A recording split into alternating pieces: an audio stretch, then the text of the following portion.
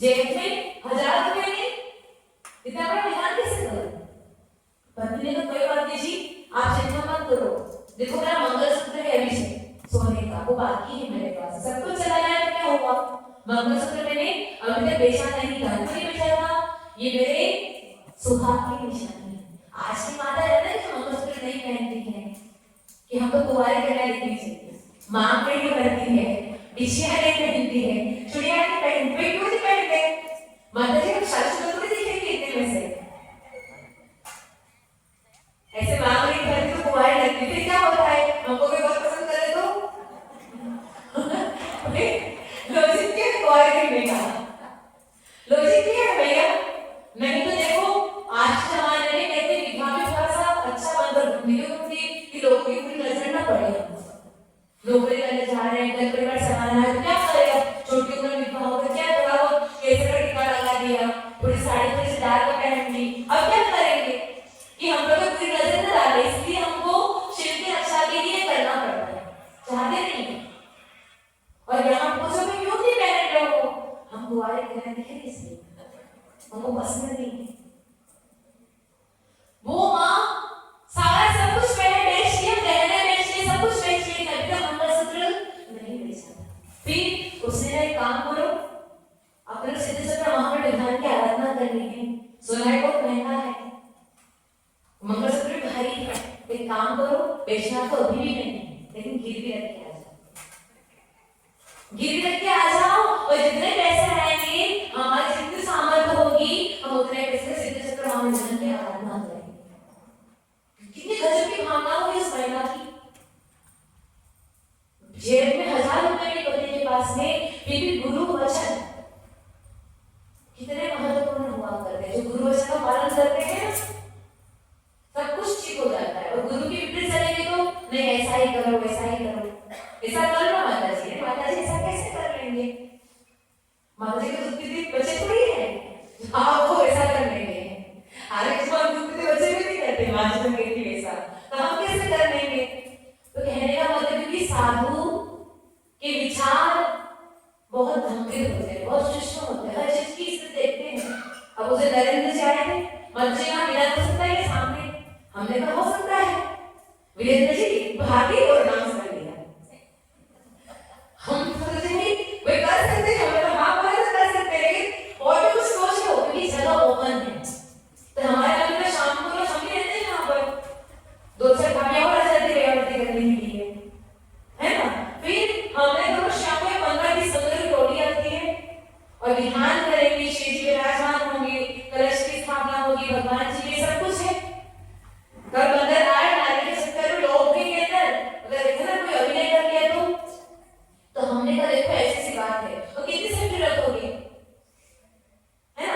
और निमित्त तो हो ही लोग हमारे आप जो कहोगे वैसा ही करेंगे। नरेंद्र जी बैठे थे, वीरेंद्र जी बैठे थे, कुलदीप जी बैठे हुए थे, माता जी आप जैसा कहोगे वैसा, हमारी कोई गरज नहीं है, मतलब हमारा कोई ऐसा आग्रह नहीं है कि यही करना है, तो हमने कहा फिर हमारी भावना है यहाँ पर करो, क्यों? यहाँ पर दिन भर सुरक्षित भी रहोगे, फिर कोई तकलीफ भी नहीं आएगी, और निमित्त ऐसा बना तो 2 दिन से बारिश, मतलब गुरु की बात में हम नौकर रख देंगे, सर्वेंट रख देंगे, सेफ्टी भी हो जाएगी, आप चिंता मत कीजिए। अगर वैसे जीत करके बैठे, वैसा आग्रह लेकर बैठते तो अभी तो बारिश की प्रॉब्लम होगी ना, तो मतलब तो गुरु कुछ कहते हैं तो गुरु की बात को स्वीकार भी किया, क्योंकि हमने अपने जीवन में देखा है।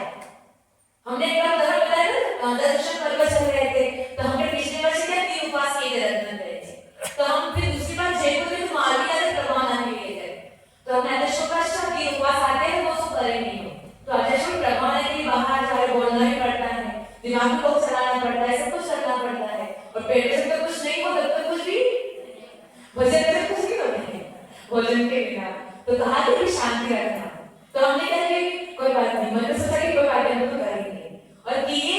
दूसरा उपवास किया, शाम तक हालत इतनी खराब हो गई क्योंकि नियम उपवास ऐसे लेते, आज का उपवास कल का भी परसों का, तो उपवास तो हमने आज दिन का लिया था, दूसरे दिन का, कल का लिया नहीं, तीसरे दिन का उपवास लिया नहीं था, और शाम तक हालत इतनी खराब कि हमको दूसरे पालना करना पड़ा, तो हमने कहा देख बेटा ज्यादा होशियारी की है, गुरु बाबा से बढ़कर काम किया है तो कोई काम सफल नहीं होता है, इसलिए दिमाग अकल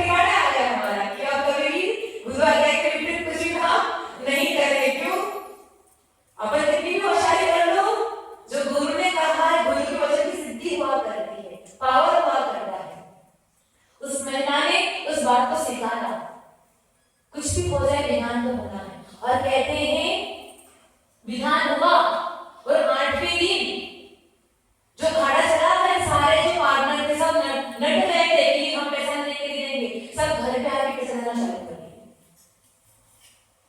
8वें दिन बिल्कुल सच्ची कहानी है, जरा भी काल्पनिक कहानी नहीं है, एकदम सच्ची। गुरुदेव जब भी सिद्ध प्रमाण विधान पर कहीं पर भी ये बात हमेशा बताते हैं कि इसकी कितनी महिमा है। अपन मेरा सुंदर की बात करें तो मेरा सुंदर चतुर्थ काल की थी तो उसकी भक्ति अलग थी, अलग नहीं थी। चतुर्थ काल में पापी जी हुए हैं, चतुर्थ काल में भी धर्मात्मा जी हुए हैं। ये भावना कितनी गजब की थी। अगर आज हमारे पेड़ में ऐसा बदलाव कर देता तो क्या होगी? हाँ हम तो चेंज किया, हम तो रहे ही इनके सारे पर फेरे तो लगा दी। लेकिन मेरा सुंदरी की दृढ़ता देखो, आलिया के पास रही हुई थी, पिता ने जो हमारे चयन कर ली,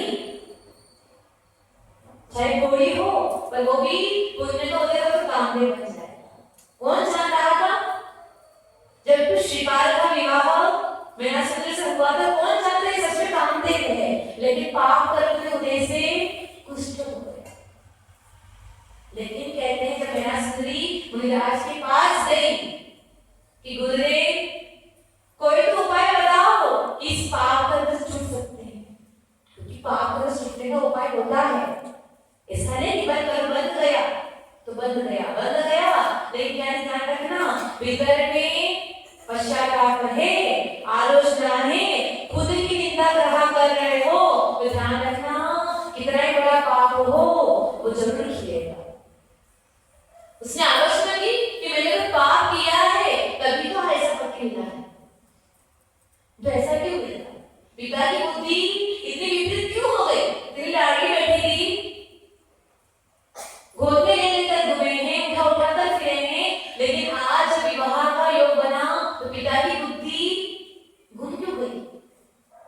बेटियां देखना बचपन से माता पिता की आज्ञा में चलती है और शादी के ऊपर आती है तो बुद्धि फिर जाती है, सबकी फिरती है। ऐसी बेटियां हैं जो अमेरिका जाती, पुणे जाती पढ़ने के लिए, फिर भी परिवार के संस्कारों को नहीं भूलती है। कोई बेटी होती है घर में रहती है, कमरे से बाहर नहीं निकलते, फिर भी पता चलता है कि बात कुछ और हो गई। क्यों? वही सबसे बड़ी दुनिया कहाँ पर है? मोबाइल के अंदर। तो खतरनाक चीज मोबाइल, हमको तो बड़ा डर लगता है। क्यों डर लगता है? अगर बेटी घर से बाहर न भी निकले और मोबाइल हाथ में, मतलब कि कुछ भी गलत काम हो सकता है।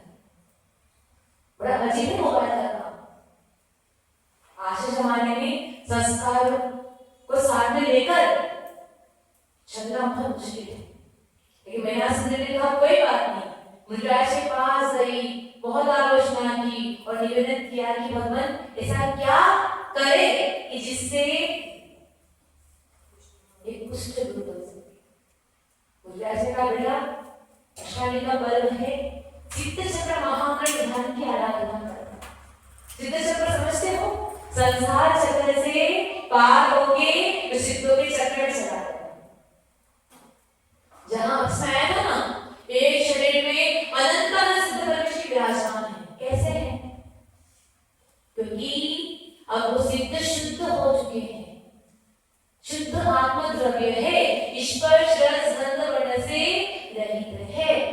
अब जहां एक सिद्ध है वहां अनंत सिद्ध भी पहुंच जाए तो भी एक दूसरे को बाधा नहीं पहुंचाते हैं, नहीं एक दूसरे के निमित्त परिणाम मलिन होते, क्योंकि मलिनता है ही नहीं, परम शुद्ध हो चुके हैं, परम पवित्र हो चुके हैं। ऐसे परम पवित्र सिद्ध भगवंतों की हम सब आराधना कर रहे हैं और ये आराधना हमारी अष्टमी का पर्व तक चलती रहेगी। जितने भावों से, परिपूर्ण भाव के साथ में आप इसकी आराधना करोगे, पूजा करो, निश्चित है आपके सारे कार्य की सिद्धि होगी, सारे दुख दूर हो जाएंगे। और हम एक बात और कहेंगे कि आचार्य भगवान की मां जब गर्भवती थी, आचार्य भगवान के गर्भ में थे उस समय, तो उनकी तीव्र इच्छा होती थी। क्या इच्छा हुई थी? चित्त चक्र महामंत्र ध्यान करना। 8वें महीने में खड़े रहकर सिद्धों की आराधना की थी। तो हम जो माताएं गर्भवती हैं और नहीं भी हो तो भी कम से कम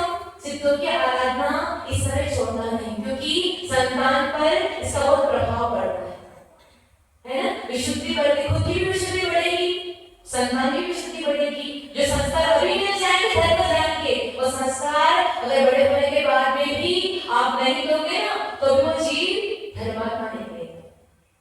इसलिए अपने आत्म कल्याण के लिए आप सभी इस सिद्ध भावना विधान की परिपूर्ण भावना के साथ में, विशुद्ध भावना के साथ में आराधना करें। जय बोले